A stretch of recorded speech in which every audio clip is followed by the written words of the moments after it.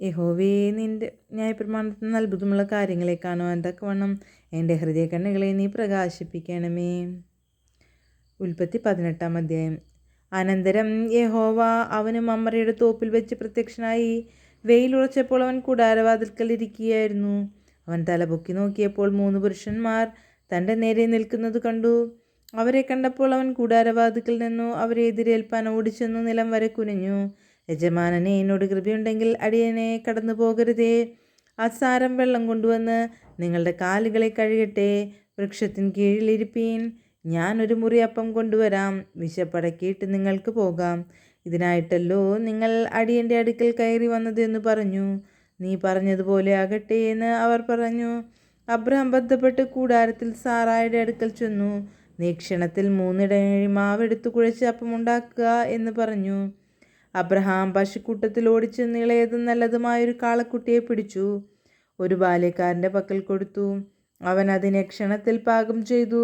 പിന്നെ അവൻ വെണ്ണയും പാലും താൻ പാകം ചെയ്ത കാളക്കുട്ടിയും കൊണ്ടുവന്നു അവരുടെ മുമ്പിൽ വെച്ചു. അവരുടെ അടുക്കൽ വൃക്ഷത്തിന് കീഴിൽ ശുശ്രൂഷിച്ചു നിന്നു. അവർ ഭക്ഷണം കഴിച്ചു. അവർ അവനോട്, നിന്റെ ഭാര്യ സാറ എവിടെയെന്ന് ചോദിച്ചതിന്, കൂടാരത്തിലുണ്ട് എന്നവൻ പറഞ്ഞു. 1 ആണ്ട് കഴിഞ്ഞിട്ട് ഞാൻ നിന്റെ അടുക്കൽ മടങ്ങി വരും. അപ്പോൾ നിന്റെ ഭാര്യ സാറയ്ക്ക് ഒരു മകനുണ്ടാകുമെന്ന് അവൻ പറഞ്ഞു.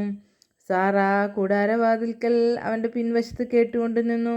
എന്നാൽ അബ്രഹാമും സാറായും വയസ്സ് ചെന്ന് വൃദ്ധരായിരുന്നു. സ്ത്രീകൾക്കുള്ള പതിവ് സാറയ്ക്ക് നിന്നു പോയിരുന്നു. ആകയാൽ സാറ ഉള്ളുകൊണ്ട് ചിരിച്ചു. വൃദ്ധയായിരിക്കുന്ന എനിക്ക് സുഖഭോഗമുണ്ടാകുമോ? എൻ്റെ ഭർത്താവും വൃദ്ധനായിരിക്കുന്നു എന്ന് പറഞ്ഞു. യഹോവ അബ്രഹാമിനോട്, വൃദ്ധയായി ഞാൻ പ്രസവിക്കുന്നത് വാസ്തവമോ എന്ന് പറഞ്ഞ് സാറ ചിരിക്കുന്നത് എന്ത്?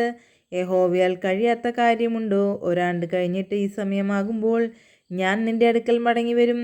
സാറയ്ക്കൊരു മകനുണ്ടാകുമെന്ന് അരുളി ചെയ്തു. സാറ ഭയപ്പെട്ടു. ഇല്ല, ഞാൻ ചിരിച്ചില്ല എന്ന് പറഞ്ഞു. അങ്ങനെയല്ല, നീ ചിരിച്ചു എന്ന് അവൻ അരുളി ചെയ്തു. ആ പുരുഷന്മാർ അവിടെ നിന്ന് പുറപ്പെട്ടു സോദോം വഴിക്ക് തിരിഞ്ഞ്. അബ്രഹാം അവരെ യാത്രയപ്പാൻ അവരോടുകൂടെ പോയി. അപ്പോൾ യഹോവ അരുളി ചെയ്തത്, ഞാൻ ചെയ്യുവാനിരിക്കുന്നത് അബ്രഹാമിനോട് മറച്ചു വയ്ക്കുമോ? അബ്രഹാം വലിയതും ബലമുള്ളതുമായ ജാതിയായി തീരുകയും അവനിൽ ഭൂമിയിലെ ജാതികളൊക്കെയും അനുഗ്രഹിക്കപ്പെടുകയും ചെയ്യുമല്ലോ.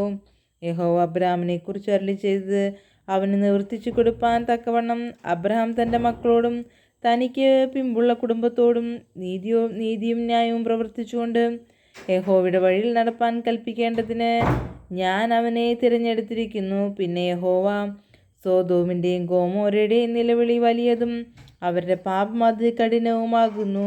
ഞാൻ ചെന്ന് എൻ്റെ അടുക്കൽ വന്നെത്തിയ നിലവിളി പോലെ അവർ കേവലം പ്രവർത്തിച്ചിട്ടുണ്ടോ ഇല്ലയോ എന്ന് നോക്കി അറിയും എന്ന് അരുളി ചെയ്തു. അങ്ങനെ ആ പുരുഷന്മാർ അവിടെ നിന്ന് തിരിഞ്ഞു സോദോമിലേക്ക് പോയി. അബ്രഹാമോ യഹോവയുടെ സന്നിധിയിൽ തന്നെ നിന്നു. അബ്രഹാം അടുത്തു ചെന്ന് പറഞ്ഞത്, ദുഷ്ടനോടുകൂടെ നീതിമാനെയും നീ സംഹരിക്കുമോ? പക്ഷേ ആ പട്ടണത്തിൽ 50 നീതിമാന്മാർ ഉണ്ടെങ്കിൽ നീ അതിനെ സംഹരിക്കുമോ? അതിലെ 50 നീതിമാന്മാർ നിമിത്തം ആ സ്ഥലത്തോട് ക്ഷമിക്കുകയില്ലയോ?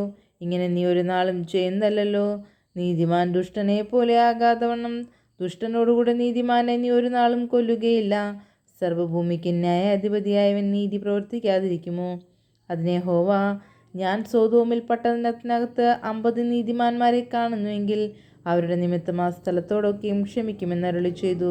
പൊടിയും വെണ്ണീറുമായി ഞാൻ കർത്താവിനോട് സംസാരിപ്പാൻ തുനിഞ്ഞല്ലോ.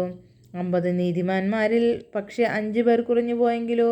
5 പേർ കുറഞ്ഞതുകൊണ്ട് നീ ആ പട്ടണം മുഴുവൻ നശിപ്പിക്കുമോ എന്ന് അബ്രഹാം പറഞ്ഞതിന്, 45 പേരെ ഞാൻ അവിടെ കണ്ടാൽ അതിനെ നശിപ്പിക്കുകയില്ല എന്ന് അവൻ അരുളി ചെയ്തു.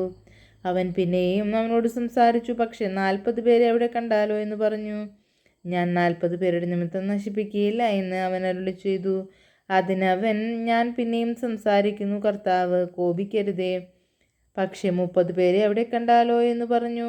ഞാൻ 30 പേരെ അവിടെ കണ്ടാൽ നശിപ്പിക്കുകയില്ല എന്ന് അവൻ അരുളി ചെയ്തു. ഞാൻ കർത്താവിനോട് സംസാരിപ്പാൻ തുനിഞ്ഞുവല്ലോ. പക്ഷേ 20 പേരെ അവിടെ കണ്ടാലോ എന്ന് അവൻ പറഞ്ഞതിന്, ഞാൻ 20 പേരുടെ നിമിത്തം നശിപ്പിക്കുകയില്ല എന്ന് അവൻ അരുളി ചെയ്തു. അപ്പോൾ അവൻ, കർത്താവ് കോപിക്കരുതേ, ഞാൻ ഇനി ഒരു പ്രാവശ്യം മാത്രം സംസാരിക്കും. പക്ഷേ 10 പേരെ അവിടെ കണ്ടാലോ എന്ന് പറഞ്ഞു. ഞാൻ 10 പേരുടെ നിമിത്തം നശിപ്പിക്കുകയില്ല എന്ന് അവൻ അരുളി ചെയ്തു. യഹോവ അബ്രഹാമിനോട് അരുളി ചെയ്ത് തീർന്ന ശേഷം അവിടെ നിന്ന് പോയി. അബ്രഹാം തൻ്റെ സ്ഥലത്തേക്ക് മടങ്ങിപ്പോയി. ദൈവമേ, നിനക്ക് യോഗ്യമാകുന്നു. ബാരക്കുമോർ.